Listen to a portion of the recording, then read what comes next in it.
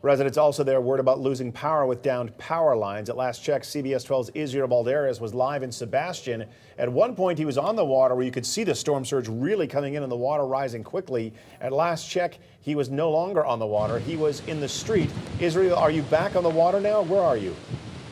We're going to go back and forth because, again, there are so many different perspectives to show you what's happening as the hurricane approaches Sebastian. I'm in Sebastian. I'm at this restaurant that is on the water called Harium's. We're about 3 miles south of Brevard County. Now, I didn't prepare you guys for this. I don't know if Jeff Berardelli is listening, but he was talking about what's going to be right where I'm standing. How high are the waves going to come? What will be the surge? And I'm wondering if he can get on this conversation because, Jeff, what I found very interesting when you said here in Sebastian, it's how close that outer wall and then that inner wall will come to where we're standing. And I don't know if he's ready to sort of have that conversation so we can give. Can you hear me, Izzy?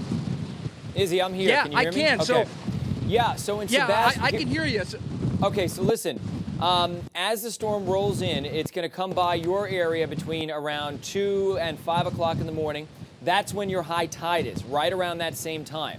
So that'll exacerbate the chance of storm surge. So let me. Okay, go ahead.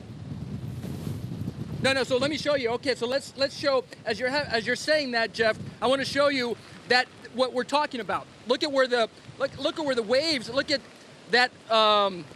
That swell, all right, as you're talking about it, right now it is what? We're talking 8:37. So in about, 6 hours?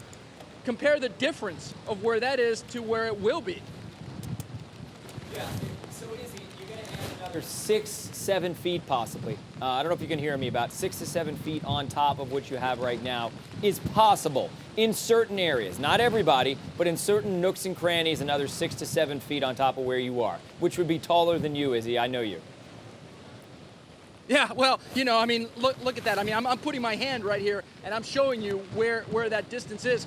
Now, Jeff, what would be the wind speeds if that hurricane just sort of brushes up right here along Sebastian? Well, if it's the inner core, and producers, I'm just going to go sit on the desk so I can actually be in this shot too. If it's the inner core, Izzy, we're going to see some wind gusts past 130 miles an hour. If it's the inner core, we're thinking that the inner core is probably going to pass just offshore, and we're definitely hoping that would be the case. But the outer eyewall is definitely moving on shore, and I would think that some of us are going to see some wind gusts over 110 miles an hour. And maybe a little bit more than that as well. Again, the inner core is going to be really, it's going to be a really close call. And if it does get on shore, it does have winds of 130, probably gusts to 145. We're hoping it stays just offshore. Okay?